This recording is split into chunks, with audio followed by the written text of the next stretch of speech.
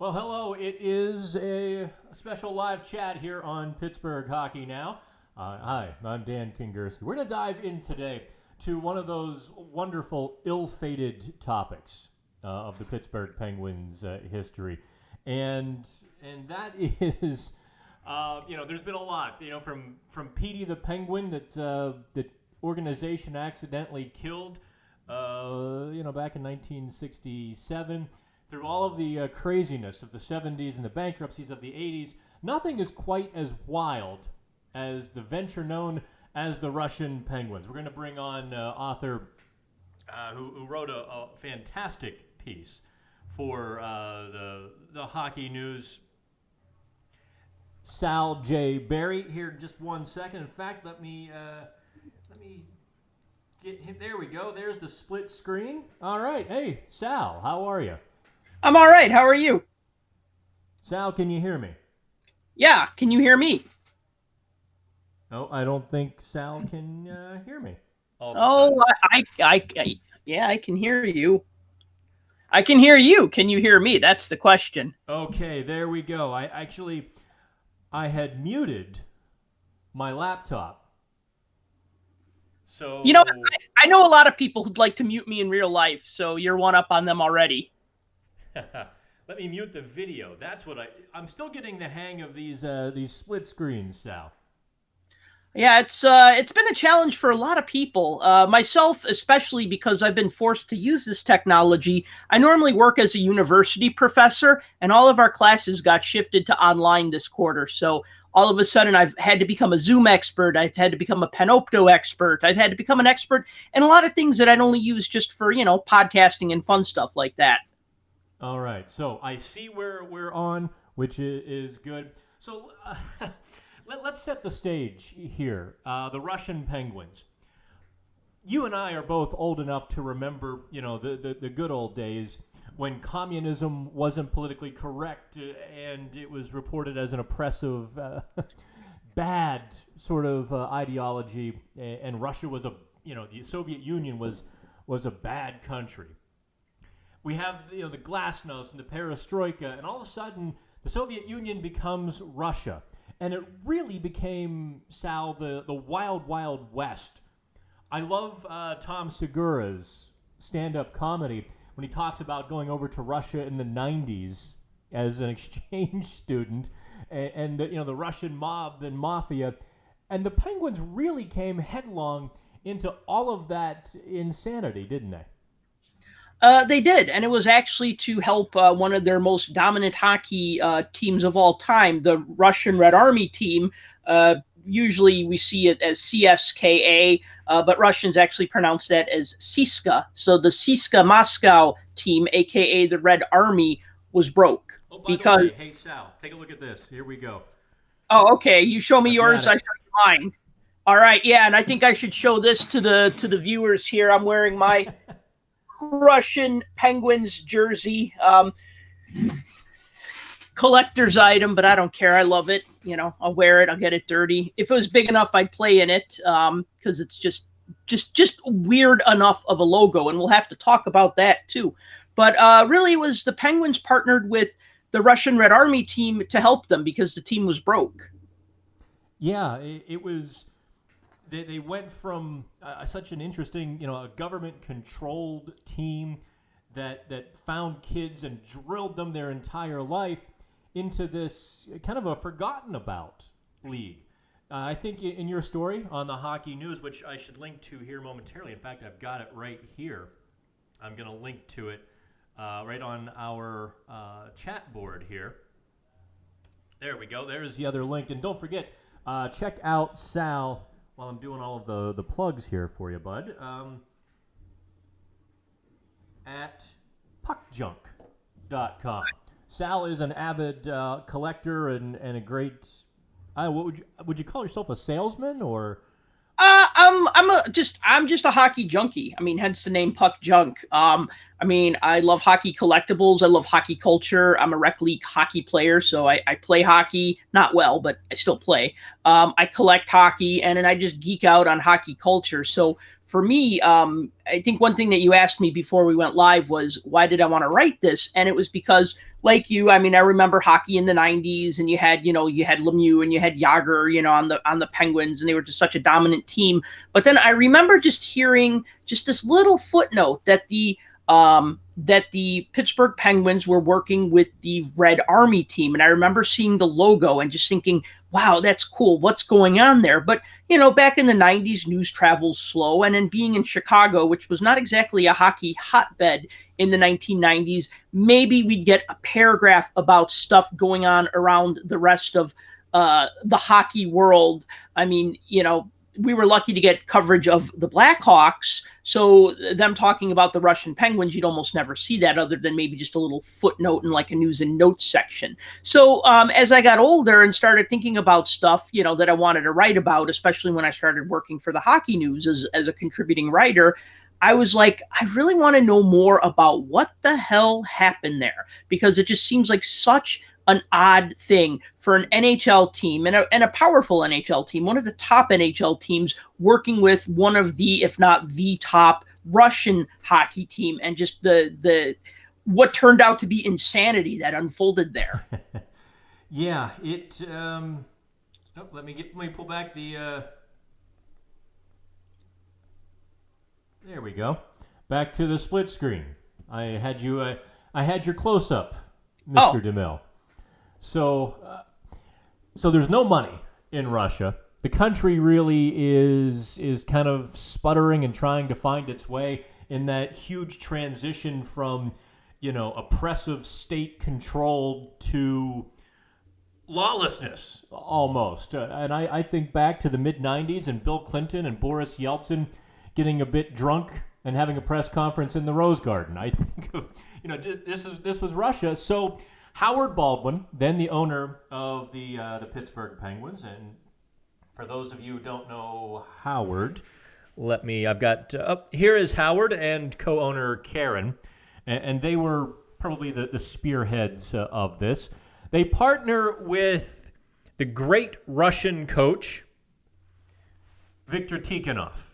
And Tikhonov, I think a lot of American hockey fans especially remember him as the losing coach in the Miracle on Ice in 1980. So, Sal, you can kind of pick it up here. There's momentum, there's energy, there's effort, and then there's the Russian Penguins. So what happened was that the Russian army didn't have money. They barely had enough money for what they needed. So they had no interest in sponsoring sports teams anymore. And it wasn't just hockey teams. I mean, they had basketball teams and they had a soccer team. They had all different sports for Red Army. And so they told Tikhonov, you can have the hockey team. And they didn't have any money for it. I mean, there are stories about literally like you'd have the junior players come off the ice, take off their jerseys, give them to the next set of guys coming out onto the ice because they didn't even have enough jerseys for everybody. So Tikhonov reaches out to all the NHL teams and says, we need help. We need money. And the Penguins were the only team to respond. And Howard Baldwin was quick to tell me, he said, look, we weren't being altruists here. This was a business venture for us, but the Russian Red Army team is just such an important, epic, historic team in hockey that they were dying for just the need of like just not even a lot of money. It wasn't like millions and millions of dollars. I mean, it was just like a couple $1 million just to keep them going. So what the agreement was that the Penguins would own half of the Red Army team. Tikhonov and his partner, Victor, let me see. Gershon. Valery Gushin, yeah. So Gushin was a former player under Tikhonov, and now he's the team's general manager, although in Russia, general managers are more of like the travel managers than the business managers, not like personnel managers. That still fell under Tikhonov. So the two of them partner with the Penguins. It's a 50-50 partnership. the Penguins give them money to keep the team afloat. And then the idea is that if they lost any players that got drafted by NHL teams, they'd split the money. Because back in the day, if you drafted, say, Jaromir Jagr, his team, then the Penguins would have to pay his Czech Republic team something like $250,000. So they're like, well, if we develop some prospects in Russia that get drafted, by an NHL team, not necessarily the Penguins, but just an NHL team, then that'd be a moneymaker. And then the other thing, like you said, the scouting in Russia was really good. They were scouting kids since they were 6 years old. So they'd have the inside scoop. The Penguins would have the inside scoop on who are the good players, who are the prospects, who should we be watching, who should we think about drafting. And they did actually draft some guys from Russia that did not play for the Russian Penguins because they didn't necessarily own their rights. They just sponsored that team, if you want to look at it that. It's like a beer league sponsorship only for millions of dollars, and you got a Penguins logo on your jersey instead of a bar logo on your jersey from your local pub. Well, I want to set up your story on the Hockey News, which we've just linked to there on the side. Here's how the Hockey News prefaced your story, Sal. It was about pucks and bucks first and foremost, but lest we forget the acrobats, blood-soaked mascots, and accidental on-ice sex acts. There'll never be another partnership like the one between the Pittsburgh Penguins and CSKA Moscow, which changed Russian hockey forever. Now, I was reading your story, and one thing I didn't, or I wasn't clear on, Steve... was it Steve? Not Steve Moscow. What's his? Steve Warsaw. Warsaw. I knew it was an old Eastern Bloc city. Warsaw. Is he an American or Russian?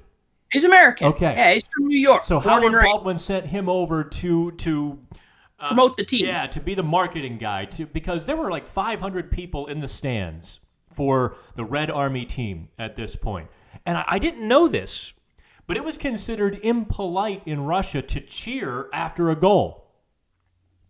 Yeah, no, that wasn't their culture. I mean, even if you listen to the old players talk from the 70s, like the Summit series, right? Yeah. Like Canada Russia series of 1972, and Phil Esposito and those guys will talk about how, oh yeah, and nobody in the stands was cheering, for the Russian team, everybody was just there and all stoic, and that was just their culture. They thought it was impolite to cheer after a goal. So one of the things Warsaw said was, no, we need to make this fun. We need to make this an American sporting experience. Now, the strippers, the acrobats, the hockey-playing grizzly bear, and all those other stuff. Maybe that was a little much, and some of that kind of got out of hand. Yeah, you wrote about the very first game. There was no puck, and then all of a sudden, I actually have a picture of it. The ballerina hops on the ice. She skates around, or I guess she rappels down from the ceiling first. And an acrobat rappel down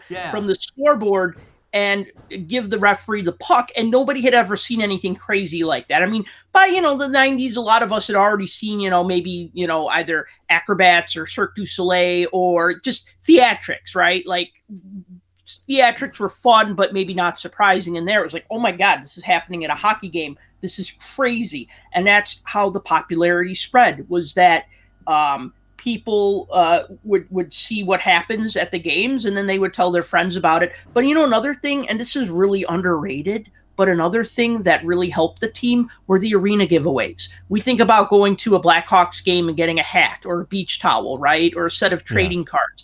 And in Russia, that was such a novel idea, and they didn't even have to give away cool stuff. Like, we'd be like, oh, well, that's a cool T-shirt. I want it, right? They would just give away shaving cream. Or bread, razors, or tampons, or beer, and people would just be like, oh my God, shaving razors, this is awesome, you know what I mean? And they would sell out because just getting that free, useful item, it wasn't just like, here's a novelty puck or something. Yeah. So I don't even know how do you begin a sentence about on-ice accidental sex acts. But nevertheless, it did happen to the Russian Penguins. So Warsaw, I mean, this is like 1993, different culture, obviously different world, hires strippers to kind of like modern day ice girls. and they're to come out. And actually, I was surprised in your story how far they planned to go, or how little clothing they were going to get down to. And you know, so Warshaw was telling them he wanted them to be synchronized, and they misunderstood that as sexual. So instead of them being synchronized in their routine, they were sexual in their routine. And I don't exactly know what happened there. The next game was a sellout, though, so it worked. Well, I think the best part was he realizes, Warsaw realizes this is going downhill fast. This is not what I intended. So he starts banging on the glass. Like, stop it, and yet banging on the glass. And the fans think he's encouraging the girls. And thousands of people are now, like, chanting and banging on the glass. Sal, there are a lot of things that could go wrong with a situation like this. I can't think of many that would go right. And it pretty much went down as you might expect, didn't it? Yeah. So that was one thing that went wrong. There's another story. I didn't mention it in my article because there's different versions of the story. And bonus content. All right. What's that? Bonus content. Yep. So they had a giveaway for a car. I want to say it was like an SUV, like a Dodge or something. I don't remember. But it was a car giveaway, and so there's a urban legend, and this is actually not the true story because I've talked to people about this, but the way some people tell the story, the guy, won the car, got on, and crashed the car into the boards, right? That's not actually what happened. Oh, come on. That's awesome. That's a great story. Actually, so Howard Baldwin tells that story in his book about somebody like winning the car, driving it around the ice, crashing into the boards. But a couple other people who were there told me what really happened. And even though the first story is more fun, this is the real story. The guy who won the car was afraid that somebody was going to steal it from him. So he basically agreed to sell it back to the dealership for like $10,000, and he took the money because he knew if he had a brand new American car parked on the street, I mean, how long is that going to stay safe, right? Yeah. Right. So that's the thing is that, and we talk back about that lawlessness and the lack of funds. So really, I mean, Russia was experimenting with capitalism, but they didn't really have rules in place. They didn't really have like a strong police force. I mean, rules are only good if somebody can enforce them. And the only rule right then was just who's tougher, right? So you had the mafia shaking down people.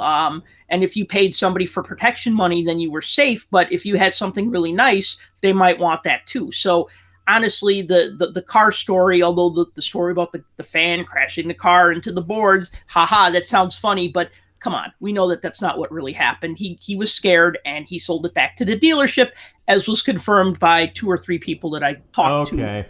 Well, I'm glad you mentioned the Russian mob because I started in hockey as a reporter back in about 2001, in small ways. And then by 2002, I was, at most games and in the locker rooms. And some of the stories I heard, 10 years after the start of the Russian Penguins were hair-raising. There, players would show up to training camp with a large cut on their face, and this is a true story. I won't say which team or which player. He needed an additional 47, 48 stitches to close the wound because he only had like 19, like a couple staples essentially on his face.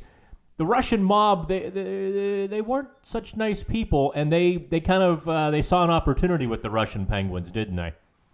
Well, they were making money. They were, they had Seagram's as a sponsor. They had Nike as a sponsor. They had all these big sponsors, so they had money coming in. One thing I want to say though that's really fascinating is one thing that Warshaw told me is that at the time, you had everybody mixing. Now, if you think about, like, you go to a hockey game, where do the really rich people sit? They sit up in the luxury boxes, right?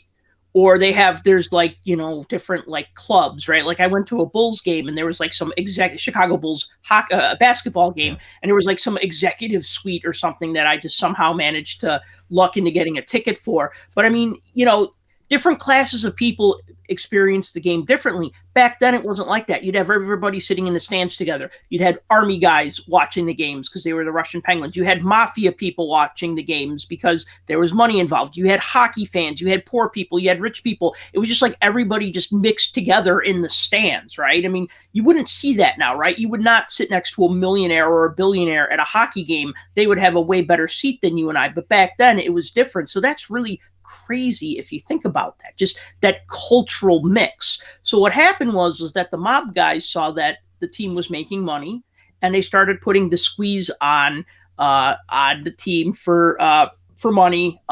They'd go after the Russian guys, after Tikhonov and Guchin, and Guchin would he would put them in their own luxury box just so all the mobsters were away from everybody else, and let them in for free. The new businessmen, he called them, right? What's that? The new businessmen.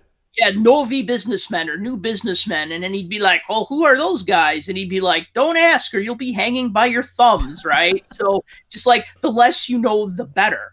But one thing I want to say that's just really crazy is before and fixed up the Moscow Ice Palace, there were people living there, like literally living there. You had people living in the basement. You had people living in the luxury boxes, which weren't really luxury boxes. I mean, they were making more money on rent, just charging people to live there than from ticket sales for hockey. And the Penguins came in and they changed that. They said, no, these need to be luxury boxes and we need to clean this up and we need to not make this like a hostel or a flop house, but like an ice rink. I mean, Warsaw even was like, we need to honor our team's history. I mean, they retired Vladislav Tretiak's number 20.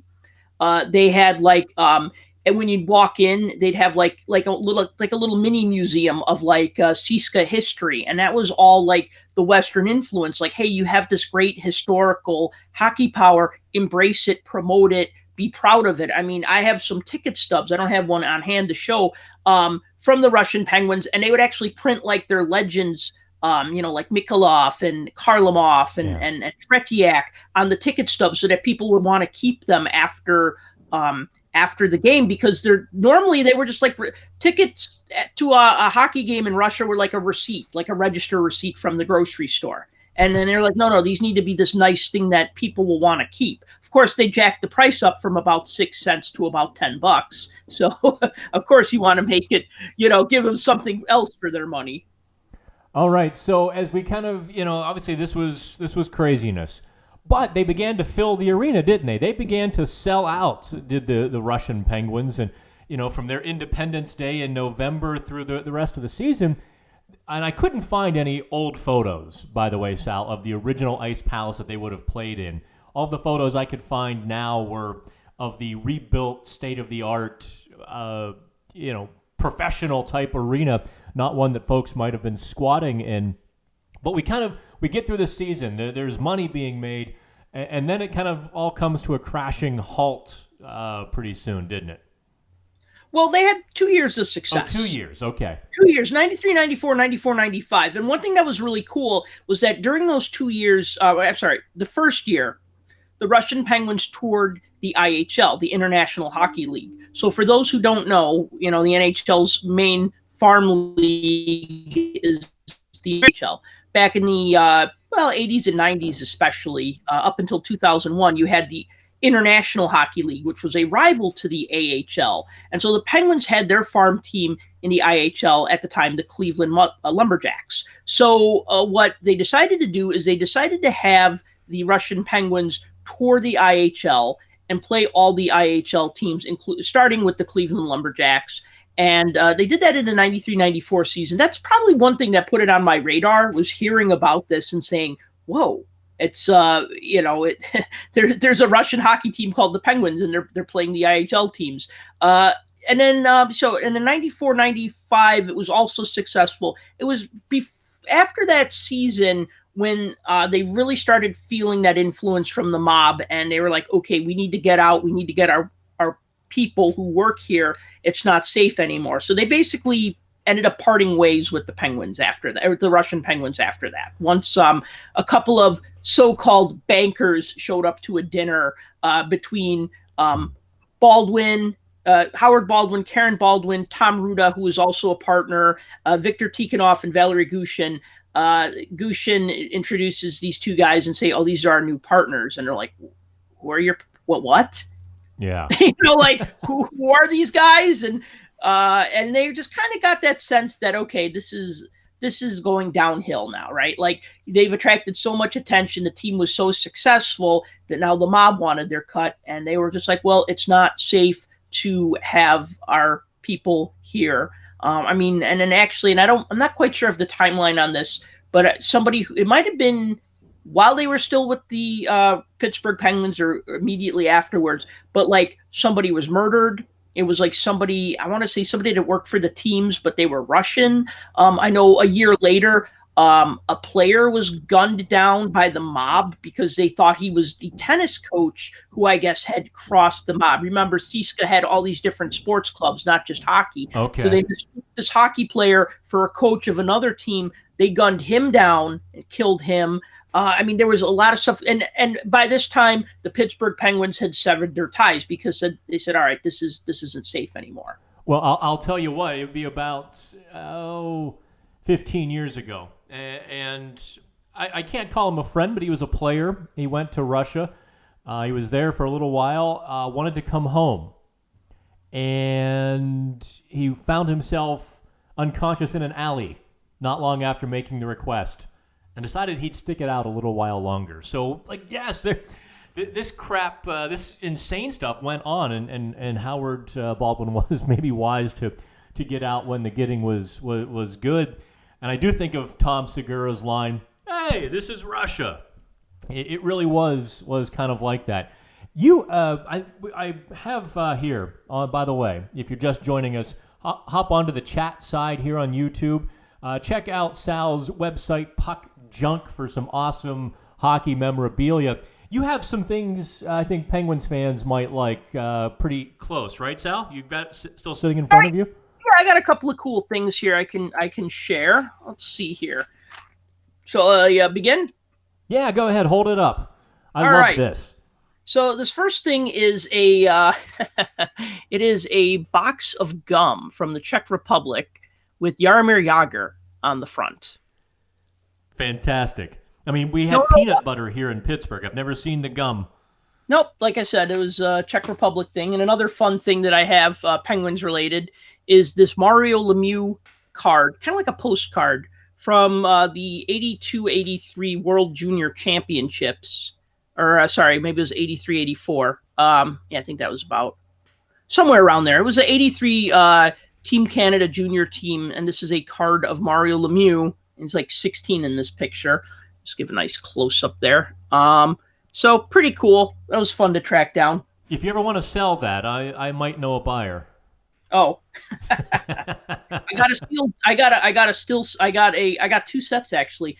Got one that's still sealed in the original shrink wrap, but then you'd also have to put up with the other cards in it too. No, I'll take the opened one. I think it would make a great addition right behind me. But Sal, I loved reading your piece in the hockey news.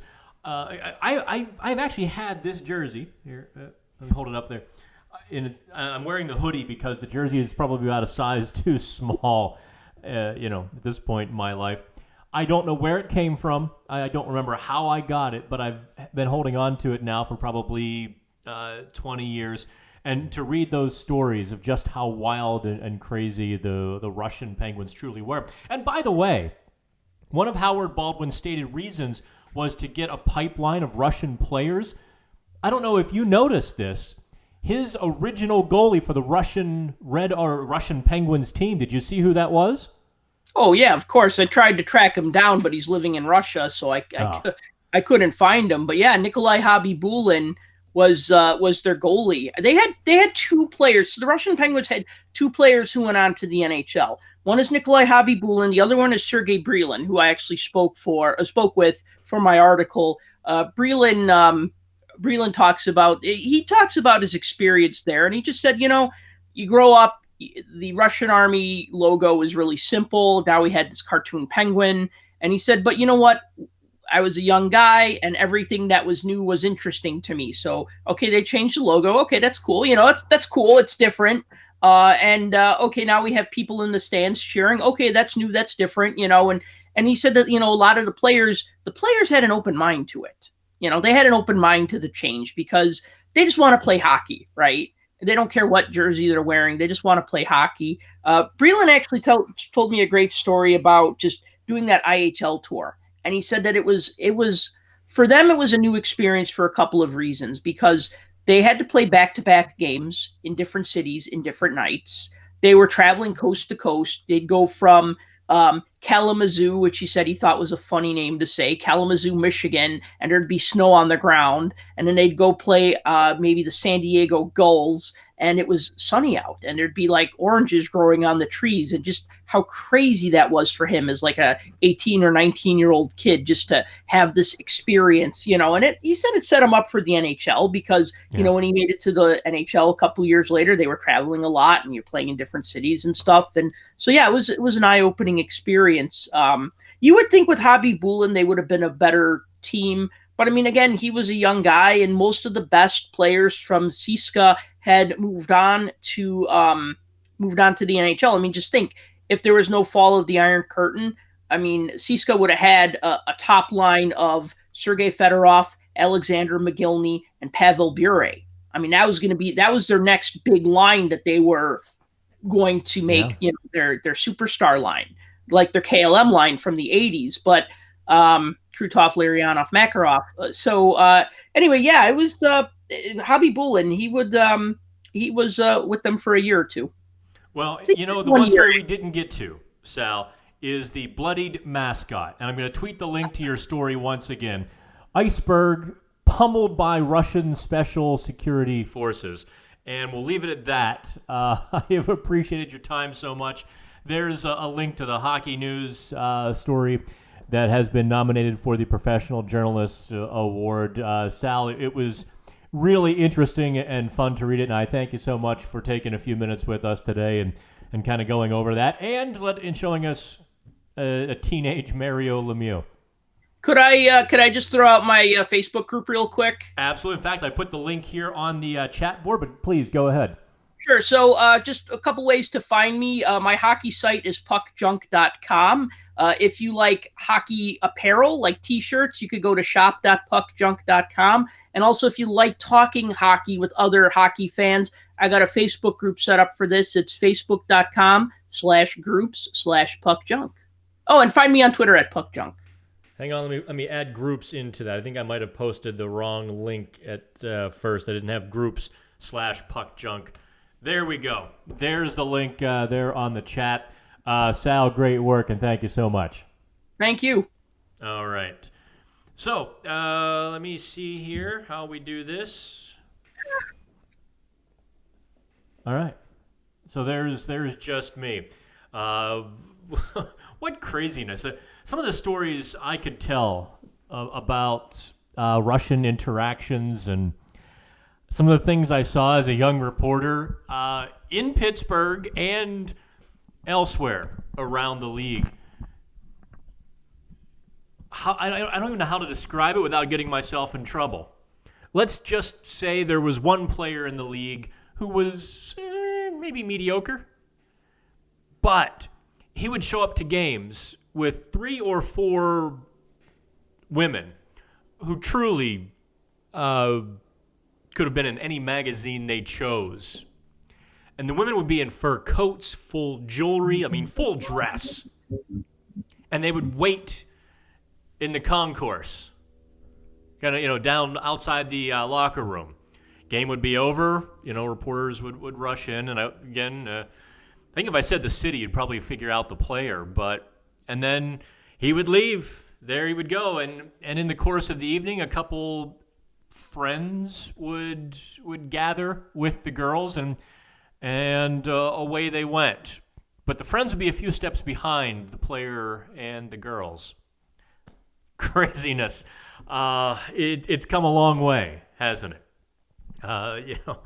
You think of Ovechkin now and Malkin and the controversy over Team Putin to what it was 15 years ago, what it was 20 years ago. All right, for those of you still here, we can talk a little bit about hockey, because I usually go about an hour, and we filled about 35, 40 minutes with Sal. So let's talk a little bit about the COVID-19 coronavirus, which I found out yesterday isn't quite the same thing. It's kind of the same progression from HIV to AIDS, in the sense that coronavirus is, the initial infection. But once you're actually sick, it's COVID-19, at least according to the Associated Press. So here is, and believe me, I'm no entomologist. I'm not a disease specialist. And I don't mean to speak in any way as an expert on the virus, but I maybe am a businessman, and my business is hockey. And so we've been talking with as many people as high up as will return our phone calls and emails. There's an optimism. For those like me, there's an optimistic belief that we're going to have this under control. Now that New York City is beginning to recede, and that hotbed is at least peaked, if not beginning to cool later this week, we can start to look ahead. I mean, believe me, there will be no hockey in New York this year. There's almost zero chance this happens, because the arena is undoubtedly infected. Players just going out into the streets or real life would be at risk in June or July, because New York City was that much of a hotbed. I don't know if you've been following the statistics. New York City has, I believe, the worst, outside of Wuhan, China, which won't report their results. Anything, the Chinese results you can pretty much wad up and throw away. New York City, I think, has the worst in the world, at over 5,000 per million infected. There's just no way. So that begins to then push alternate scenarios in place. Will they just relocate the New York City teams? New York, New Jersey? Will they have to maybe relocate Boston? Or if there's, another city that's not 100% safe by late June, what do they do? Or do they move everybody? Do they go to the bubble city idea? I tend to think the bubble city idea is what we're going to see.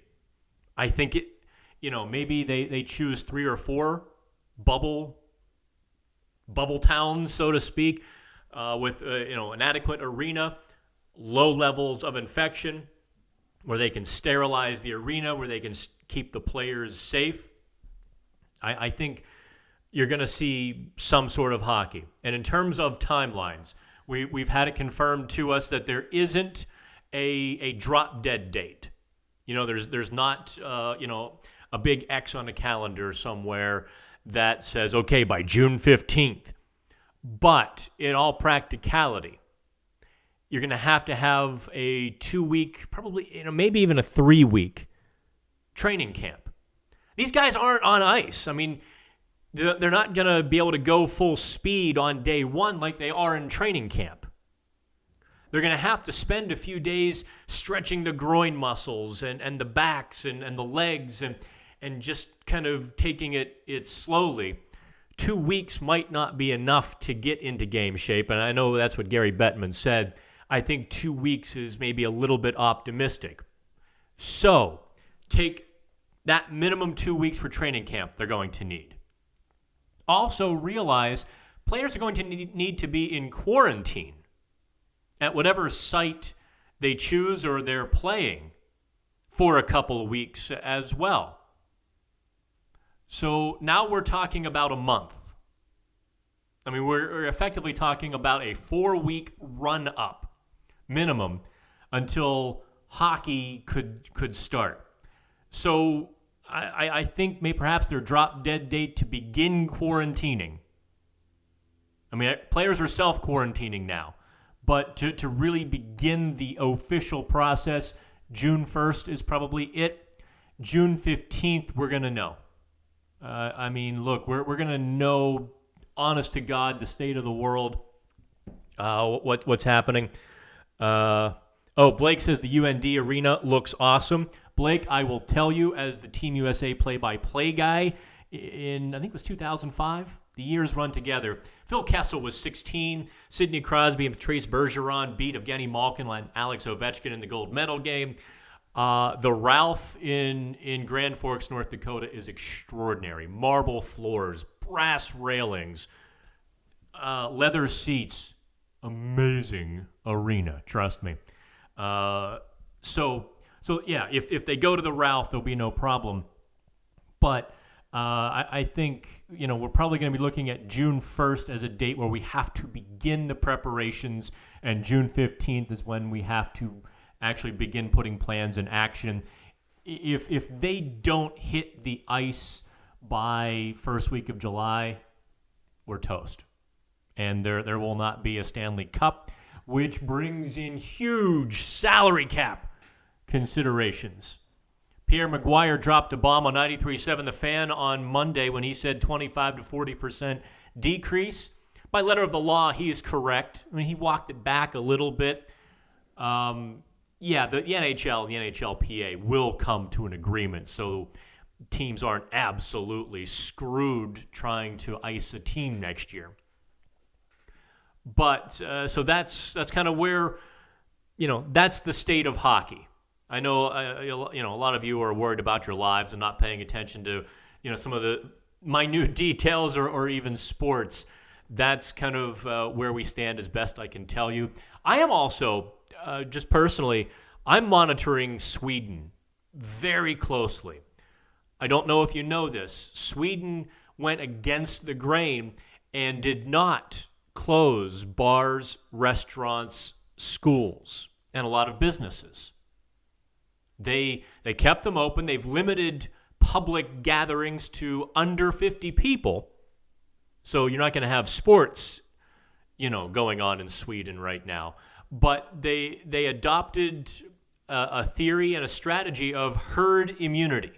Whereas all the young people going out to the bars and playing in the park and whatever, they would build up an immunity. Because as we've seen, those most significantly impacted upon contraction are folks over 60.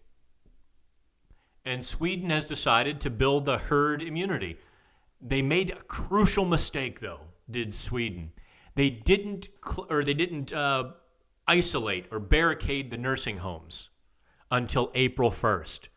So shortly after that, there was a huge spike in deaths in Sweden, which is just so regrettable. But now we're seeing the results of fixing that problem, and their deaths are minuscule. It appears to be the herd immunity, and I say appears because the one thing we figured out with this coronavirus, what looks good on Monday doesn't look so good on Tuesday. It can be a day-to-day kind of thing. One spike, one mistake, and suddenly your hospitals are full again. But Sweden's death toll has gone from its peak to, the floor in the course of like 2 days. And their last 3 days have been very good news. So perhaps the rest of the world will begin looking at that. I know the Republicans and the Democrats here in the United States were they were bashing it. Let's be honest. I think the President Trump was the first to put it down, and a lot of the Democrat governors in the United States aren't so keen on it. We'll all figure it out, and hopefully cooler heads and adults prevail, and we have a real conversation. If that seems to work, and we realize there's a benefit to opening some things. I think we're starting to have those discussions now. So that's as much hockey as we're going to be able to do. I want to start doing a few more of these. I don't want to... My news colleagues have just infuriated me with lazy narratives and body counts without any context. Of course the United States has more deaths than Italy. We're 6 times the size. Of course we have more cases. We're 6 times the size. I thought that was really kind of shoddy. That's like saying, oh, look, New York has more cases than Delaware. Uh-oh. Well, of course. Anywho, I appreciate you reading. Check out the top 5 toughest guys in black and gold. We kind of used the black and gold uniforms, which came in effect January 1980. We used that as our cutoff line for the top 5 toughest Penguins, just because that I think was more interesting. And 2, I didn't really want to get into the 70s when hockey was sometimes or a lot of times a gong show. I mean, the list would have just been all guys from the 70s. And really, how many of you know any of the guys from the 70s? You've heard the names, but you have, there's no context. Different era, just, it was a different world. I thought it was more interesting to find the 5 toughest guys since then. And by the way, if you hit me up on Twitter, you don't have to ask me why your favorite player wasn't included. The answer for Steve McKenna is the same as the answer for Derek Englund, is the same as the answer for Kevin Stevens. Tough guys. Not one of the 5 toughest. And tough is a little bit subjective. You had to instill some fear in your opponent. And I think that was maybe a dividing line between the 5 guys we used and some of the guys that we didn't. Okay, kids, it's been a blast. I will see you on the website. Hit me on Twitter at the Dan Kingerski. All right, we'll see you. Have fun.